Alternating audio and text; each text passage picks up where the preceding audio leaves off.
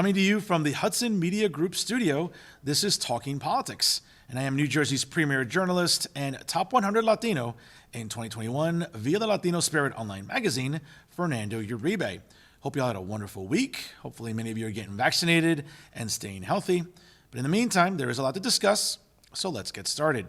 Here's what I'm thinking about right now. Now, ladies and gentlemen, a little bit of a follow-up from a story that I discussed last week, and I went into long detail concerning the Ashford in downtown Jersey City and the uproar by many residents and even some local activist groups, which include Black Men United, who didn't take too kindly to yours truly tagging them in an Instagram post last week to highlight this situation. Now, again, for those of you maybe that don't know the timeline, let me be as concise as possible. The Ashford has been in the news in recent weeks due to what's being alleged as racist behavior by the management and even the security staff at the door for denying Black patrons entrance to the venue while wearing sweatpants or wearing other attire that the Ashford has vehemently stated is not allowed per their dress code, but apparently was caught on a quick 30-second video of white patrons entering through the door without any problem. And of course, that caused an uproar. And certainly, local activists have taken to social media to denounce the Ashford and as well as these activist groups. And I make no bones about it, folks. I'm not going to apologize for it. I support the Ashford 100%. I know many of the owners there, Connor Caulfield, as well as Kenny Caulfield as well. And they've been gentlemen to me. They've been more than willing to talk to me off the air and off the record about what's going on. And I can assure you that there are no racist practices and there are no racist intent whatsoever by the Ashford, but by what's being alleged. Now, as to give you an update, I will be visiting the Ashford in the next week or so. I'll be filming a segment there, and I'll provide some video footage, which, again, you'll be able to see on this show in the coming weeks because one of the owners is more than happy to talk to me on the air and on the record. So we'll see what he has to say. But again, folks, whether it's a multitude of now conveniently negative Yelp reviews or people taking to social media, folks, the Ashford since December of 2018 has been a very reputable business. They've been a very reputable venue, restaurant/bar. They've hosted multiple fundraisers. And again, the ownership owns the LGBT theme bar 626, which is right next door. So again, I think the body of work is quite evident concerning the management at the Ashford. Now, again, when we talk about local activist groups, again, like Black Men United, as you can see there, they did not take too kindly to me tagging them in a post, and as you can see, they're very classy response. Now, let me say this. If you ever check out their Instagram or Twitter or their Facebook pages, or as well as other pages such as Woke Empowerment, folks, not exactly the classiest of residents in Hudson County. And this is my problem with these sort of activist groups. It's like, you want me to take you seriously. Well, I said it last week. You want me to look at you as an adult. A, you need to start dressing like one. And B, you need to start acting like one. And folks, here's a newsflash for everyone. They're not doing any of the aforementioned in recent weeks. As you can see there once again with the response and certainly with the subsequent blocking of yours truly on social media. But again, folks, I'm not trying to pick on the group Black Men United in Jersey City because there are other activist groups that are just as guilty. But the bottom line is this, though, is, again, not all the facts have come out, and I'm not going to indict or sort of convict the management at the Ashford in the court of public opinion just because some local activists want to have a tantrum. As I said, I'll be visiting them and talking to them hopefully on the air, and we'll see what they have to say. And certainly that segment will be published, and I'll try to provide as much video footage as I can. But folks, what's even more alarming, though, is while the same group here, again, such as Black Men United, is all up in a tantrum about this incident, you know what they should be more worried about is the fact that, I don't know, maybe about Black kids killing Black kids on the south side of Jersey City. Why don't you worry about that? Why don't you worry about the fact that, there is sort of a systemic problem within a lot of the Black community about maybe the breakdown of the traditional nuclear family, or perhaps the fact that many in the community tend to subscribe or sort of acquiesce to Black Lives Matter, the movement, which is A, Marxist in origin, and B, as you can see, they're also not a fan of the nuclear family, and certainly they're ones to advocate for the dissolution of the nuclear family. I don't know about you, folks, that's not healthy. And that's certainly not healthy for the Black community where single-parent households are continue to be on the rise. So why don't you worry about that? Why don't you worry about these issues affecting the black community and not some dress code by the Ashford? Why don't you worry about, again, the fact that on the south side of Jersey City, it seems like every other day I'm listening to the police blotter online and there's a shooting, okay, down, I don't know, MLK Drive or Bergen Avenue or down JFK or down the West Side. Folks, that's what these activist groups should be worried about.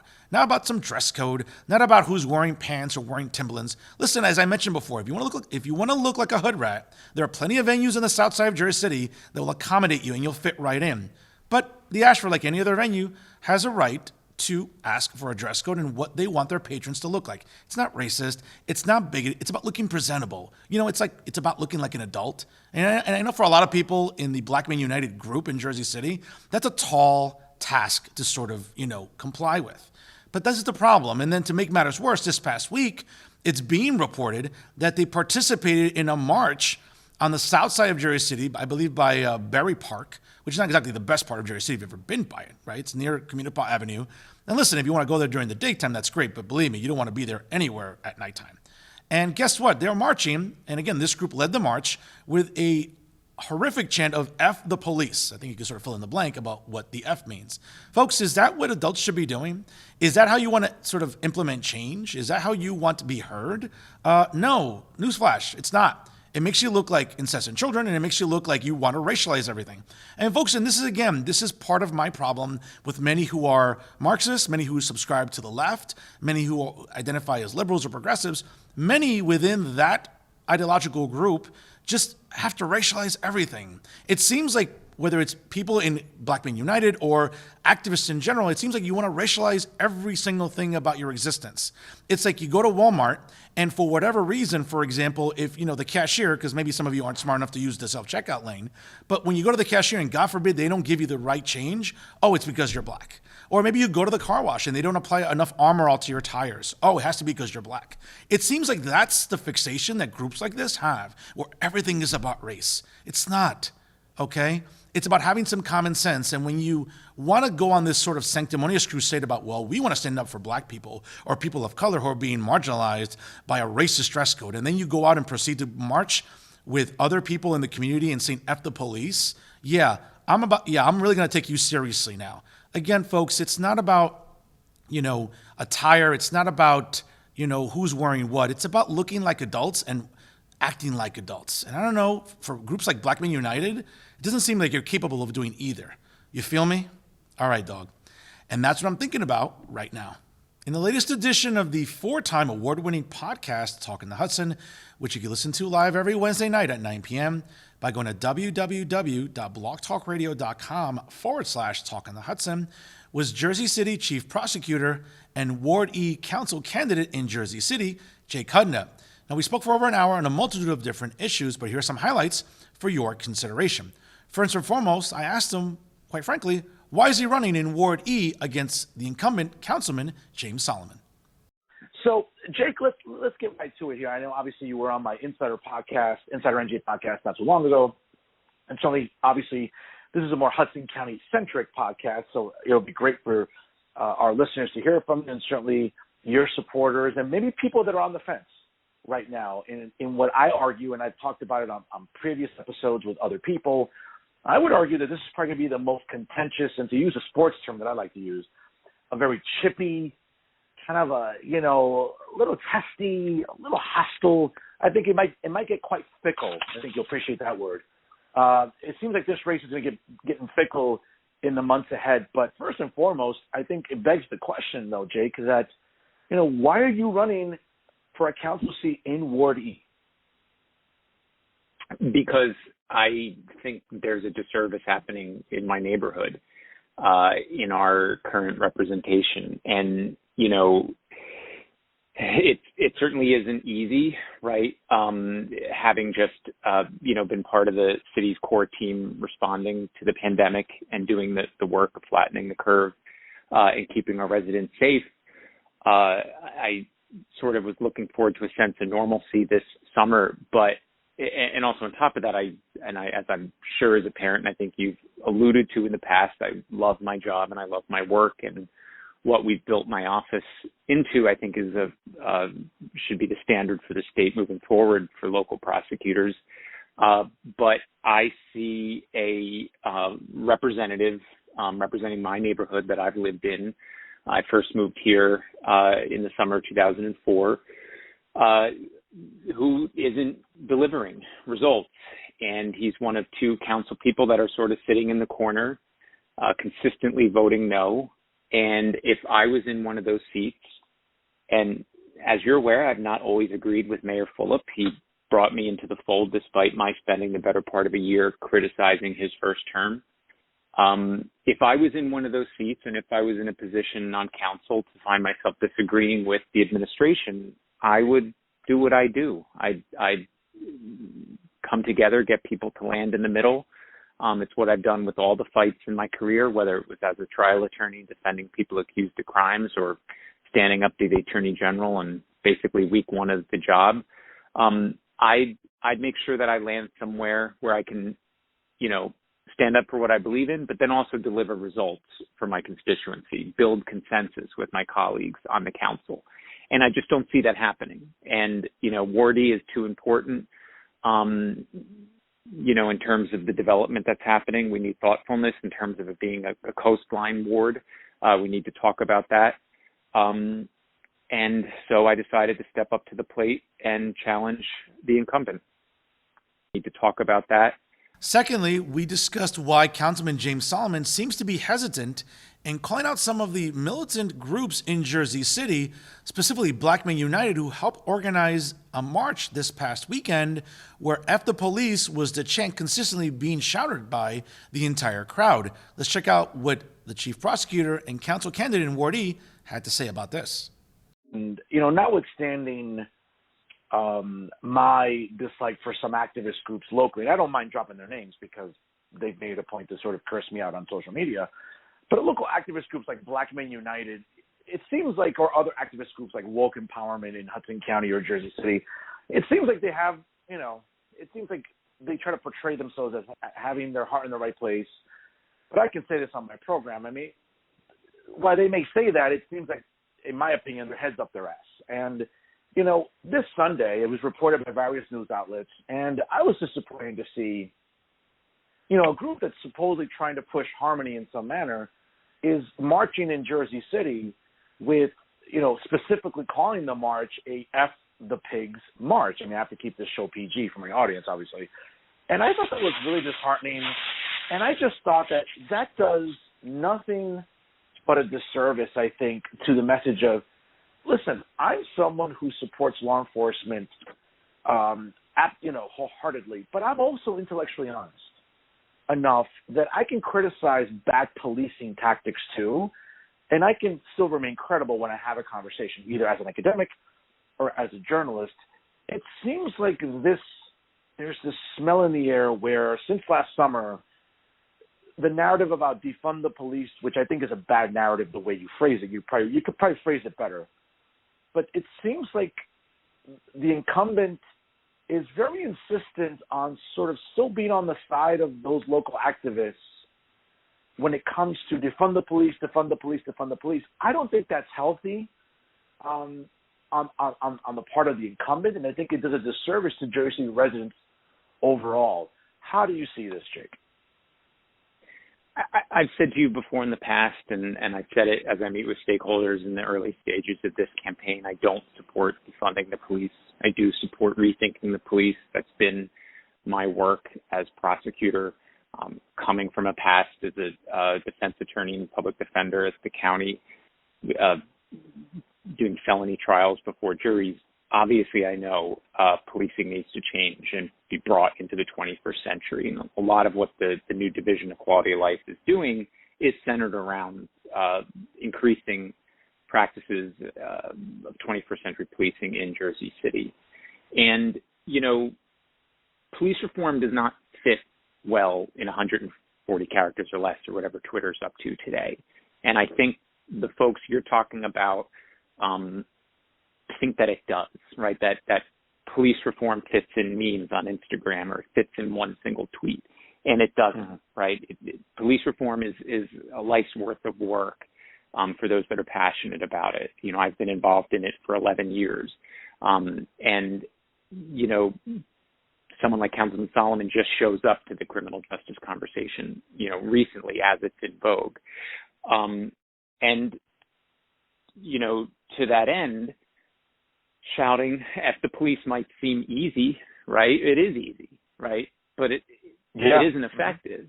And I'm not saying that we, should regulate speech or tell people how to speak, but some of the people organizing that very rally, participating in that rally, perhaps yelling that very phrase, are people that the councilman wants to put on his proposed civilian review board. Yeah, and that's crazy. That's crazy.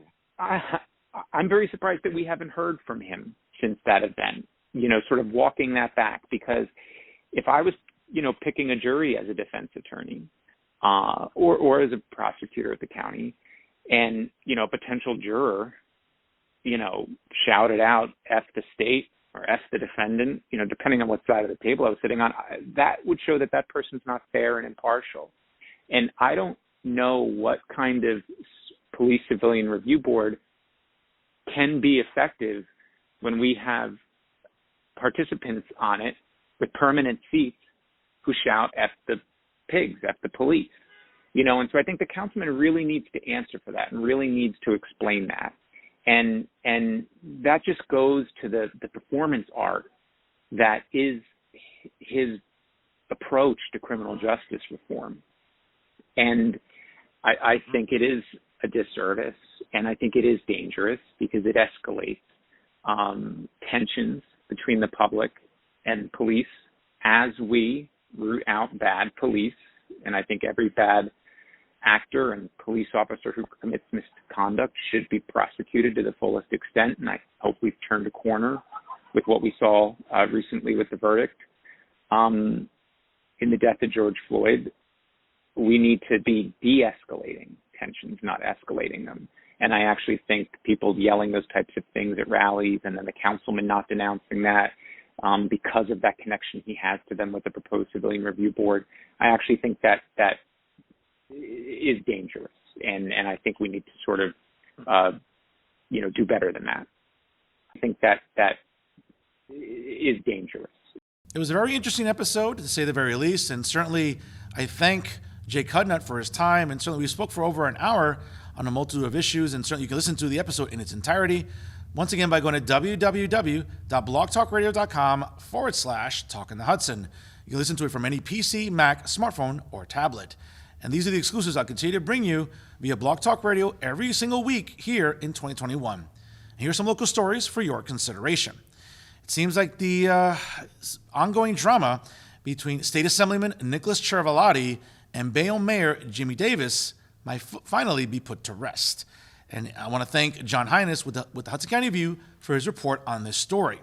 Now, it was announced this week that Assemblyman Nicholas Cervalotti will not seek re-election in the 31st Legislative District after all, and certainly Mr. Sampson will indeed run unopposed.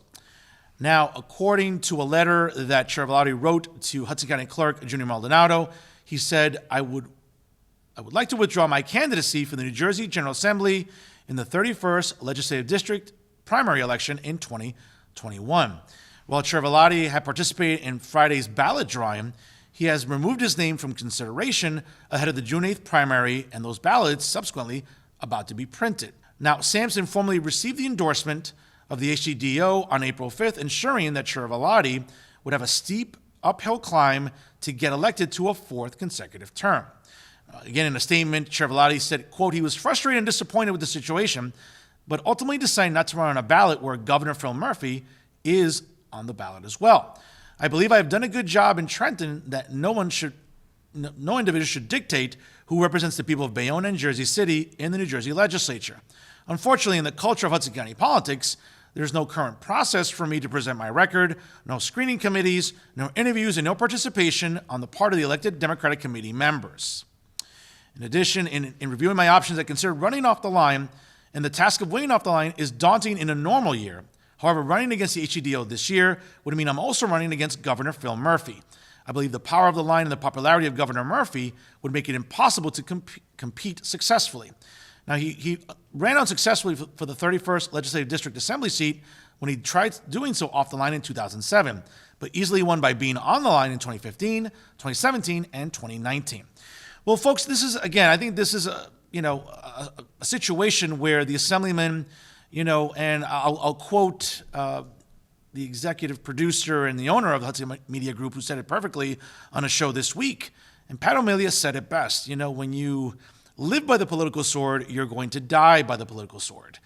And, when Assemblyman Chiaravalloti goes on to say that, quote, unfortunately, in the culture of Hudson County politics, there is no current process for me to present my record. Well, again, that's the bed you have to sleep in. And when you sleep in it long enough, obviously, at some point, maybe it might turn on you. And in this case, it did. Now, I think, folks, and this is me because, I love playing chess, so I'm always thinking about 2 or 3 moves ahead. It seems very seriously that Governor Phil Murphy will, again, defy history and will be the first Democrat since Brendan Byrne to be reelected as governor as a Democrat.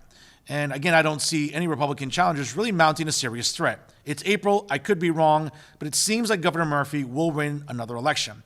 And having said that, you know what? Should he be reelected along with the considerable influence that U.S. Senator Robert Menendez carries, I think that'll be enough to convince Nicholas Chiaravalloti to run for mayor of Bayonne next year. And that puts Jimmy Davis in a really uncomfortable position because, again, Mayor Davis has pissed off a lot of people. He's pissed off Governor Murphy.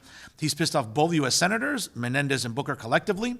He's pissed off Assembly Speaker Craig Coughlin. He's even pissed off State Democratic Chair John Curry.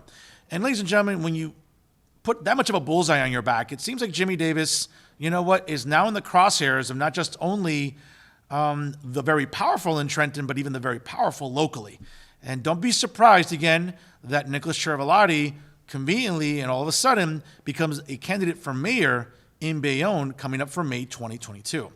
I don't know about you folks. Again, this is just speculation on my part, but you know what? I like to gamble a little bit, and since I'm a betting man, don't be surprised that this scenario actually happens in the Peninsula City coming up in 2022. Let's move to Jersey City, where, again, as I alluded to during my opening monologue, a local activist group demonstrated this past weekend with just a horrible chant that's gotten everyone from Mayor Stephen Fulop to the police chief to even the local police union up in arms about it. Again, thank you to John Hines with the Hudson County View for his report on this story. Now, quote, there was a F the Pigs chant at a Black Power rally in Jersey City, and it's drawn a lot of strong reactions throughout the city. Now, again, this past weekend, Black Men United in Jersey City held what they refer to as, quote, a Black Power rally at Berry Lane Park to address national and local problems with the police. Within seconds of the march going viral, Jersey City Mayor Stephen Fulop tweeted a, quote, a 20-second cell phone video from the event where it showed demonstrators chanting, quote, F the Pigs, writing that he supports civil demonstrations and protests, but not inflammatory and infectious rhetoric which only further divides us like this. Obscenities being hurled at police officers who risk their lives every day is unacceptable, who should agree this isn't an appropriate way to express gratitude, and it also undermines calls for change. Now, in response, the Black Men United of Jersey City page quoted tweet the mayor's post and wrote, quote, next time we'll scream, quote, F Fulop too, hashtag off the pigs. Nevin Perkins, the founder of the group, explained his position when he spoke with the Hudson County View recently. Folks, again, you can sort of read the article and check it out for yourself, but folks, this is downright despicable. And again, when I see this sort of rhetoric being pushed by groups like Black Men United, again, I can't take you seriously when you're bitching and moaning about dress codes and about how unfair the Ashford is or how bigoted or racist dress codes are, in an establishment. And then you proceed to go and march with other people screaming F the pigs and even F Stephen Fulop. I mean, folks, that demonstrates to me an enormous amount of a lack of class. Okay, and I don't care what Nevin Perkins wants to say, because again, if you look at the Black Men United Instagram page, it's a bunch of radicals, it's a bunch of Marxists. To some extent, I mean, there's some really interesting local yahoos there who aren't exactly, you could tell they, grammar and English wasn't their specialty, in elementary school, even in high school, even if some of them finished it. But the point is that you're looking at this sort of demonstration, and it's embarrassing, and it does a disservice to the hardworking men and women in blue who are good examples to law enforcement, who are good examples to policing. I don't know about you folks, but this should disgust you, and it should. And there's no amount of rationale or reasoning that Nevin Perkins or anyone within the Black Men United of Jersey City group can sell me on that somehow this is well-intentioned and somehow this is productive. Folks, we've seen this past week the social and political climate concerning policing. We saw the verdict in the Derek Chauvin case in Minnesota due to the death of George Floyd. We saw a girl in Columbus, Ohio, wielding a knife being shot by police officers. Again, folks, let me tell you something. And again, by the way, that cop was justified, because if you see someone wielding a knife at someone, you have to sort of protect and serve. Guess what? Sorry. You should know better, honey, than to wield a knife out in public. You know, stupid choices bring consequences. But anyway, this is the thing, folks. When we talk about groups like Black Men United, we look at people who we think are grown men and women taking to the streets. Now, if you want to march peacefully and talk about bad police practices or reforming the police, I'm with you, okay? Because, folks, here's a newsflash. I support law enforcement completely, wholeheartedly, and absolutely. But I also am intellectually honest, and I'm philosophically consistent enough to denounce bad police practices. Do we need reform in police tactics? Absolutely. Do we need to enhance the amount of training that cadets get at the police academy or current officers? Absolutely. No one's saying that. I can subscribe to both things. But it seems like there's this absolutist mentality when it comes to these sort of groups where either you're with us or you're not. And your answer is to march and act like a bunch of jackasses by screaming F the pigs. You know what? I'm sure you know someone, a neighbor, a family member, or someone that knows a respectable and honorable police officer. And again, my heart goes out to the men and women in blue right now, because it's a tough job you're doing. It was tough before, but now more than ever, you couldn't pay me enough to be a police officer with the political and social climate that now encompasses law enforcement. And to say nothing of the fact that this local group wants to act like children and engage in this sort of just downright despicable behavior, you should be ashamed of yourselves. Oh, never mind. That would require you to have shame to begin with. And obviously we all know, again, by your social media post, that you don't have any. So you know what? All the vitriol that you're getting online, you deserve it and much more, because you know what? Again, folks, start acting like adults. And when you do, and also dress like adults, when you do both, maybe people will take you more seriously, people will stop judging you, and people might actually come to your cause after all. And that's our show for this week. To check out all the excellent programming brought to you by the leader in independent media here in Hudson County, the Hudson Media Group, please go to their websites, www.hmgtvshows.com and www.livestream.com/HMGTV. Don't forget to like the Hudson Media Group on Facebook and also follow them on Instagram and Twitter. And I can't say enough, folks, how grateful I am to the Hudson Media Group, again, as Talking Politics with Fernando Uribe celebrates 2 years on the air here with the Hudson Media Group. Again, I want to thank Pat O'Melia and all the hardworking staff here at the Hudson Media Group who go through hours of footage and just do amazing work every single week with editing and production. So again, thank you to everyone involved here with the Hudson Media Group. And remember, ladies and gentlemen, if it's unbiased, unfiltered, and unafraid, you know it's always talking politics right here with the Hudson Media Group. I'm New Jersey's premier journalist and top 100 Latino in 2021 via the Latino Spirit Online magazine, Fernando Uribe, saying so long and thank you so much for watching.